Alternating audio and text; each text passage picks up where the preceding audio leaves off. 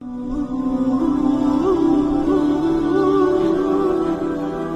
अज कम दिल में नदामत हो, दिल में शर्मिंदगी हो, गुनाह का एहसास हो कि मुझसे गुनाह हो गया है। हजरत सालबा रदी अल्लाह ताला अन्हु 16 साल का बच्चा मेरे आका सल्लल्लाहु अलैहि वसल्लम से मोहब्बत करता है। 16 साल की उम्र में नबी करीम सल्लल्लाहु अलैहि वसल्लम से इश्क किया, हुजूर से प्यार किया। मफहूमन हदीस पेश कर रहा हूँ, हुजूर का खादिम है, हुजूर की खिदमत करता है और हुजूर अकरम सल्लल्लाहु अलैहि वसल्लम जिस काम पर भेजते वो काम करने के लिए जाता। किसी सहाबी के लिए पैगाम देना होता, सालबा को हुजूर भेजते। किसी गैर मुस्लिम तक पैगाम पहुंचाना होता, हुजूर सालबा को भेजते। किसी चीज को खरीदना होता, हुजूर अकरम सल्लल्लाहु अलैहि वसल्लम सालबा को भेजते। सालबा हुजूर अकरम सल्लल्लाहु अलैहि वसल्लम के हुक्म पर अमल करते। लेकिन एक दिन मेरे आका सल्लल्लाहु अलैहि वसल्लम ने हजरत सालबा, वो 16 ईयर ओल्ड हजरत सालबा मेरे आका सल्लल्लाहु अलैहि वसल्लम किसी काम पर भेजते हैं।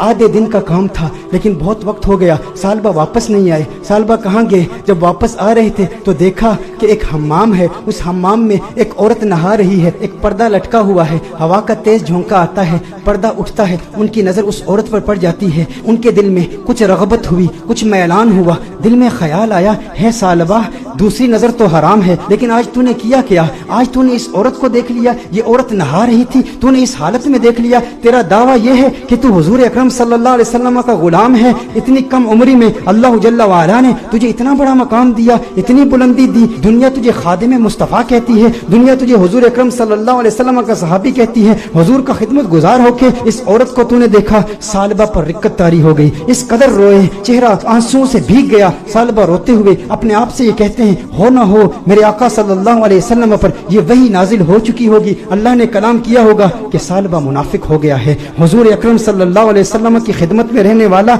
और इस तरह इस औरत को देख लिया, अल्लाह जल्ला वाला की वही आ चुकी होगी, किस मुंह से हुजूर की बारगाह में जाऊंगा। है सालबा, अब तू इस बात का हकदार नहीं कि तू हुजूर की बारगाह में जाए। उस 16 साल के बच्चे के ज़हनी ख्यालात और उसके ज़हनी इर्तिका को जरा चश्मे तसव्वुर से देखें, तखय्युल बांधें कि उसको अल्लाह जल्ला वाला ने कितनी फिरासत दी, किस कदर नदामत, शर्मिंदगी, शर्मसारी की कैफियत उसके दिल में पैदा हुई। ये शर्मसारी की कैफियत कि हमारे दिल में भी है, हम इंसान हैं, गुनाह इंसान से हो जाता है, लेकिन गुनाह के बाद हमारा रिएक्शन क्या होता है? हम क्या ढीठ हो जाते हैं? एक गुनाह हो तो उसके बाद 10-10 गुनाह करते हैं। घर में तन्हाई में पोर्नोग्राफी देखने वाले भी इस बात पर गौर करें, औरतों से बातें करने वाले भी इस बात पर गौर करें कि जिसके दिल में डर हो, जिसके दिल में खौफ हो, जिसे हुजूर का कुर्ब मिला हो, उसके दिल की कैफियत कैसे बदलती हैं। सालबा रदी अल्लाह ताला अन्हु रो रहे हैं, उन पर रिक्कत तारी है, हुजूर की बारगाह में हाजिर नहीं होते। सालबा कहाँ जाते हैं? पहाड़ पर जाके इबादत करते हैं, अल्लाह को याद करते हैं, रोते हैं। अब नबी करीम सल्लल्लाहु अलैहि वसल्लम ने नमाज पढ़ाई, सलाम फेरने के बाद अपने सहाबा से हुजूर ने खिताब किया, है सहाबा सालबा कहाँ है? एक काम पर भेजा था। सहाबा अर्ज करते हैं, या रसूलुल्लाह सल्लल्लाहु अलैहि वसल्लम, सालबा तो आधे दिन का काम था, अभी तक वापस आए नहीं, अभी वापस पहुंचे नहीं। नबी करीम सल्लल्लाहु अलैहि वसल्लम ने इरशाद फरमाया,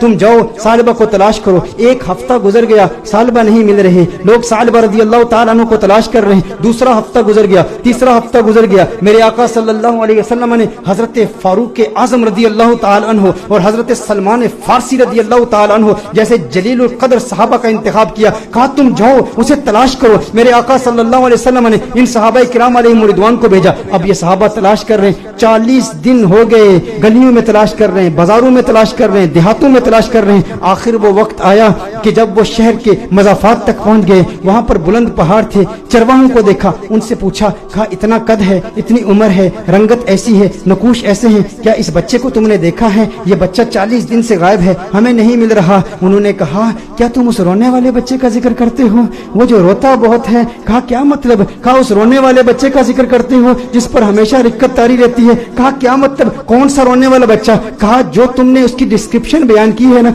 जब हम रात को सोते हैं ना तो उन बुलंद पहाड़ों से एक बच्चे की रोने की आवाजें आती हैं, उसकी दर्द भरी आवाज हमारे सीने तक पहुंचती है। वो रोता है और रो रो के अल्लाह को पुकारता है, वो माफिया मांगता है, हमें पता नहीं उससे हुआ क्या है। कहा वो आपके पास कब आता है? कहा हम चरवाहे हैं, बकरियां चराते हैं, कभी कभी आ जाता है, बकरियों का दूध पीता है और चला जाता है। फारूक आजम ने फरमाया कब आएगा? कहा ये उसके आने का वक्त है, अभी आ ही रहा होगा। फारूक आजम रदी अल्लाह ताला अन्हु سلمان فارسی رضی اللہ تعالیٰ عنہ علیحدہ ہو کر چھپ جاتے ہیں کہ کہیں سالبہ ہی نہ ہو. دیکھتے ہیں کہ سالبہ آ رہا ہے, سالبہ آ رہا ہے تو رو رہا ہے, دودھ پیتا ہے پیالے میں, لیکن پیالے میں دودھ کے ساتھ اس کے آنسو بھی گر رہے ہیں. فاروق اعظم رضی اللہ تعالیٰ عنہ فوراً باہر آتے ہیں, سلمان فارسی فوراً باہر آتے ہیں. او سالبہ تجھے کیا ہوا ہے؟ سالبہ تیرا چہرہ بدل گیا, اس قدر نحیف ہو گیا, اس قدر کمزور ہو گیا. سالبہ نے فاروق اعظم کو دیکھا, کہا نہیں نہیں میرے قریب نہیں آنا, سالبہ منافق ہو گیا ہے, وہی آ گئی ہے, اللہ نے فرما دیا ہے. کہا کاہے کی باتیں کرتا ہے, کیسی باتیں کرتا ہے؟ کہا نہیں نہیں میں اس لائق نہیں کہ تم میرے قریب ہو جاؤ, میں جانتا ہوں حضور تک پیغام آ گیا ہے, میں ڈرتا ہوں. کہا سالبہ ہمارے ساتھ ہو. فاروق اعظم نے فرمایا ہمیں حضور کا حکم ہے. سالبہ نے بھاگنے کی کوشش کی, کہا کس منہ سے آقا کی بارگاہ میں جاؤں, اس چہرہ بددعا کو بھی دیکھتا ہوں اور ان حسیناؤں کو بھی دیکھتا ہوں. کہا سالبہ آقا کا حکم ہے. فاروق اعظم نے فوراً سالبہ کو پکڑا, حضور کی بارگاہ میں پیش کرتے ہیں. سالبہ کمرے میں جاتے ہیں, اس قدر بیمار ہیں, اس قدر کمزور ہو گئے ہیں, ایک صحت مند بچہ اس قدر کمزور ہو گیا, رو رو کے. سالبہ رضی اللہ تعالیٰ عنہ 40 دن مسلسل پہاڑوں میں روتے رہے. اب کمزوری کی وجہ سے بیٹھ بھی نہیں سکتے, بستر پر لیٹ جاتے ہیں, اور پھر اس کے بعد میرے آقا صلی اللہ علیہ وسلم کمرے میں تشریف لاتے ہیں. نبی کریم صلی اللہ علیہ وسلم جب کمرے میں تشریف لاتے ہیں, وہ کریم آقا ہیں, ان کی شان کریمی کے کیا کہنے, ان کی عظمتوں کے کیا کہنے. چہیتے سالبہ کو دیکھتے ہیں تو میرے آقا صلی اللہ علیہ وسلم بستر کے قریب تشریف لاتے ہیں, اس کے سر کو اٹھاتے ہیں, اپنی گود میں رکھتے ہیں. ارے کیا قسمت ہے اس صحابی کی. میں کہتا ہوں دوستو, گناہ ہو جائے لیکن گناہ کے بعد بھی شرمندگی بھی ایسی ہو, گناہ ہو جائے پھر گناہ کے بعد ندامت بھی ایسی ہو, گناہ ہو جائے لیکن گناہ کے بعد اپنے نفس کو سزا کا سلسلہ بھی ایسا ہو, اور پھر جب اللہ توبہ قبول کرتا ہے نا تو پھر قسمت عروج پہ ہوتی ہے, پھر اس کے مقدر یہ جھانکتے ہیں, اللہ ایسا کرم فرماتا ہے کہ اسے پھر آقا کی گود نصیب ہوتی ہے. میرے آقا ارشاد فرماتے ہیں اے سالبہ آنکھیں کھولو. سالبہ آنکھیں کھولتے ہیں, کہتے ہیں یا رسول اللہ, آقا میں گنہگار, میں سیاکار, آقا مجھے آپ کی گود ملی, میں اس قابل کہاں, آقا مجھے پتا ہے وہی آ گئی ہے, مجھے پتا ہے آیت آ گئی ہے, آپ کو بتا دیا گیا ہے کہ سالبہ منافق ہو گیا. یا رسول اللہ صلی اللہ علیہ وسلم میں اس قابل نہیں کہ آپ کی گود میں لیٹوں. سالبہ کہتے ہیں یا رسول اللہ صلی اللہ علیہ وسلم میں نے ایک عورت کو یوں دیکھ لیا, میرے آقا نے ارشاد فرمایا تو پھر تو توبہ کر لے. سالبہ کہتے ہیں مجھے ڈر ہے اس بات کا کہ جہنم کے نچلے درجے میں مجھے پھینکا جائے گا, مجھے جلایا جائے گا. حضور نے ارشاد فرمایا مومن ڈرتا بھی تو ہے لیکن مومن کی ایک اور کیفیت بھی ہے, وہ امید کی کیفیت ہے. کہا اللہ سے امید کیا رکھتا ہے؟ کہا امید تو یہ ہے کہ میرے اللہ مجھے معاف کر دے گا. حضور نے ارشاد فرمایا پھر اللہ سے جو تو زن رکھتا ہے اللہ کو اپنے زن کے مطابق پائے گا, یہ امید رکھ کہ میرا اللہ تجھے معاف کر دے گا. حضور اکرم صلی اللہ علیہ وسلم نے دستے دعا بلند کیے, سالبہ کو دعائیں دی. جب سالبہ خوش ہو گئے کہ مجھے آقا کی دعائیں ملی اور میرے منافق ہونے کے حوالے سے کوئی آیت نازل نہیں ہوئی, تو اس وقت سالبہ حضور سے عرض کرتے ہیں یا رسول اللہ صلی اللہ علیہ وسلم یوں محسوس کر رہا ہوں جیسے میرے جسم میں ہزاروں کیڑے رینگ رہے ہیں, اس قدر درد محسوس کر رہا ہوں. میرے آقا رونے لگے, یا رسول اللہ صلی اللہ علیہ وسلم آقا کیوں گریہ فرما رہے ہیں, آقا کیوں رو رہے ہیں؟ میرے آقا نے ارشاد فرمایا اے سالبہ تیری موت کا وقت آ گیا ہے, ملک الموت آ رہے ہیں, تیرے جانے کا وقت آ گیا ہے. سالبہ نے دیکھا ارے مقدر والا ہے وہ جس کی موت آقا کی گود میں ہو, کاش یوں موت آئے میرے ہم نشی نزاکا اور ہو جائے منظر ہنسی, کاش یوں موت آئے میرے ہم نشی نزاکا اور ہو جائے منظر ہنسی.